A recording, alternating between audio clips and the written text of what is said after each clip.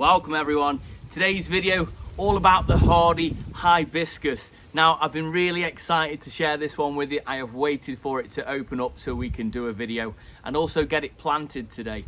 So without further ado, let's get into today's video. So I will start by saying this beautiful flower comes out very early summer. This particular variety is called Lunar Flare and it's an absolute beaut. This particular variety only kind of gets to about 3.5 feet by about 2 foot wide. So it is quite a low or lower growing variety as to what you can see or can get in other varieties, right? This particular variety is an absolute stunner. I think B&M actually do have some in store at the moment for around £10. I haven't looked at the care requirements. I don't know how big they grow, so just check the labels to anyone you particularly love. I really wanted a what I would consider more a dwarf hibiscus tree because I wanted it to be a little bit more protected and I knew exactly where it was going to go. So these beautiful plants require really a sunny position. At the very least, they need a part sun, part shade, and they do need a reasonably free draining soil, right? A lot of labels will say free draining soil. All that means is don't plant them straight in clay, something that it's just going to sit in a big puddle of water. If you do struggle with clay, then you can just simply add either sort of fine grit or sand, mix it all in, and that will give you a free draining soil, right? So with this, I will be feeding it with a little bit of chicken manure, so that's full of nitrogen, and what that means is it will keep things looking lovely and lush. It'll also put some growth on because although it's only gets to sort of 3.5 feet, something like that, I do want it to get there quite quickly.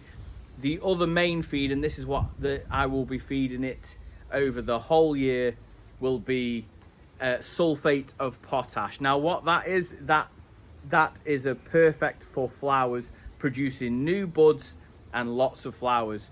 So as you can see, just on the plant, it has actually got lots of buds on it, so I am going to see a display for a good little while yet, and I'm really excited about it. But thinking about next year, the more sulfate of potash you can give it, I'm talking fortnightly feeds, comes in a powdered form, and you just simply scatter it on the base of the soil, and then it will rain and it'll water it in, or you guys can water it in as well. Like anything newly planted, I would highly recommend you water it in as you do it, and then I would water it most days for at least a week, if that makes sense. Now, of course, if it rains every day, then you won't need to do that. Also, the rain does spoil these flowers just a little bit, but there's nothing, unfortunately, you can do. When it comes to planting, I will be planting this in full sun. However, it will be planted amongst a canopy of different plants. So we'll have plants around it that won't take the full sun off the face of the plant, but it will kind of give it a little bit of protection from the winter and from the rain. Now, when it comes to hardiness, these plants are bulletproof. They're very hardy, up to about -10, between -10, -15. That is always when it is established. So if you plant a small one out, right, and it says hardy to -10, that is not for that size plant. That is for the mature plant. So when you're talking it's 3.5 feet tall, 2 foot wide, that's what the label means when it comes to that. Wouldn't be any harm giving this just a little bit of winter protection. So on the very coldest days, so this year we had a -8, I would be inclined to come outside the day before and just give it a little bit of a fleece up while it's little. And once the -8s go, we only had it for one night, and then we had a week or so of really cold weather here in Staffordshire.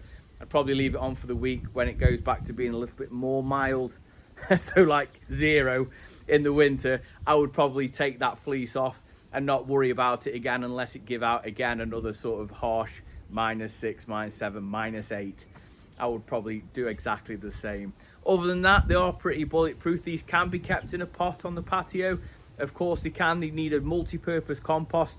They don't need an ericaceous compost or anything like that. You can use garden soil, right? So very often what I tend to do is fill the bottom of my pots with garden soil and fill the top sort of half with a lovely bit of multi-purpose compost, just to save you guys a little bit of money. But I will be planting this in the ground.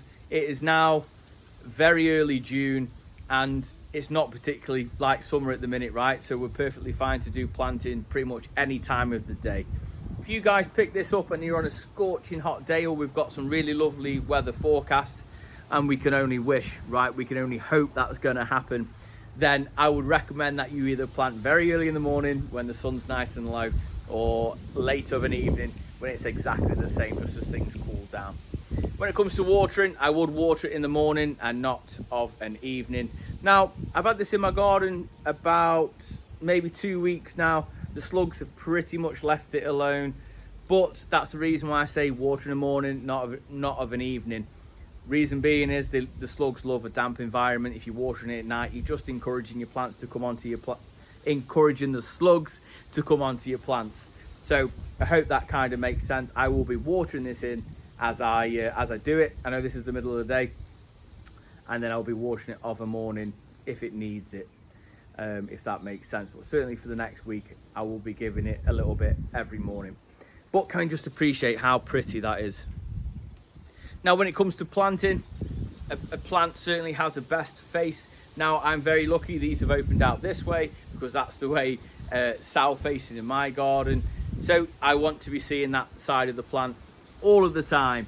Now, what will happen is if you plant it like that, so you see this face here, not only are you not going to see the flowers straight away, it's not the end of the world, because these flowers will turn to the sun, and I don't mean like that, I just mean the flowers will pivot towards the sun and they'll hold that position. But you want to be enjoying that, and you don't want to be enjoying its arse end. For a better term, right? So I'm going to go ahead, I'm going to get mine planted in my tropical style bed, and it's not as my garden isn't as tropical as some, and I think I get a little bit of a stick for it sometimes, but I have bananas, you know, I have canna lilies and gingers similar to everybody else, but I call it tropical stylish because I have a lot of UK hardy stuff mixed in with it as well, by choice. So this is certainly going to look the part. It's going to add a really lovely addition to this time of year as well, because not much is happening when we get to very early June. Your flowers aren't really out, and this is a really lovely addition to your garden. So I have waffled on enough. If I've missed anything, by all means, please drop a comment down below. I'll try and get back to you, answer any questions. Or these lovely people on here always answer a lot of my questions, and I'm very grateful for it, because we've got some really lovely heads in the comments as well. That's enough. Let's get this planted. I'm going to talk you through where I'm planting it and why I want it there. Let's get into it. So this is the bed I have spent much time on over winter, and boy has it paid off. So in January, I don't want to bore you guys, but I did a January gardening challenge where a lot of you guys have actually seen, and I did a vlog every day in January, and I really tried to improve this bed, and it certainly has worked. So I'm actually going to go ahead and get the hibiscus in here, and I'm really excited about it. So as I look down my garden, this is what I actually see. Obviously the big gunner in the backdrop with the Trachycarpus just there. Had a little bit of a prune, but it's doing fantastic. So this is what I see on this sort of angle, and what I wanted it to happen is when I actually sit, which I never do, sit with the summer house, I wanted to look back on this bed and see it face on, and that would be south facing. So let me spin you around. Now, I cannot believe how well this bed is actually done. I've done a video on planting out my summer bedders with Hibiscus, canna lilies and coleus, which will be out very soon. But this is what I wanted to see. This is exactly south, so behind you guys, that's where the sun comes up, and this bed obviously does very well from it. So with that, that's where the hibiscus wants to sit. Now, I'll talk you through it very quickly. So I had just my insete just here. Now this was an absolute bargain, £6.50 from B&M. I actually planted my variegated grass in winter, along with my Cuba japonicas, which eventually will be up here, and they'll get pruned into like a box. And then I'm gonna have canna lilies and gingers and things like that coming up around it and in between it. I've actually had canna lilies in the back here, coleus, this cordyline here, cordyline australis, just here, Fatsia japonica, right at the back. Got Hardiness planted at the back, so that's going to create lovely big foliage. Obviously Gunnera, but the Hibiscus I want sat just here, and I've left a perfect gap for it. I'm going to give you a close look as we get planted, but I cannot wait for this.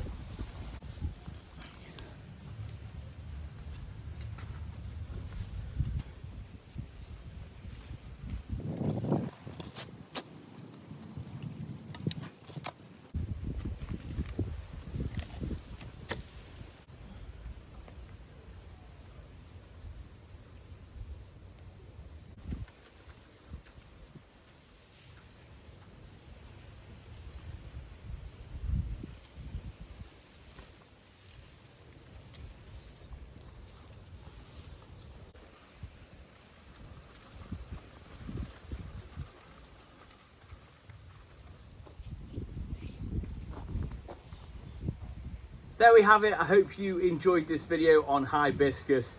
Now, I think for the money, they're a reasonable-ish price for what you actually get. They certainly look like a little bit of paradise, right? And if you did enjoy it, then please do give it a big thumbs up, as it really does help the channel out, and drop a comment down below as it helps share it out to others who love gardening, just like we do.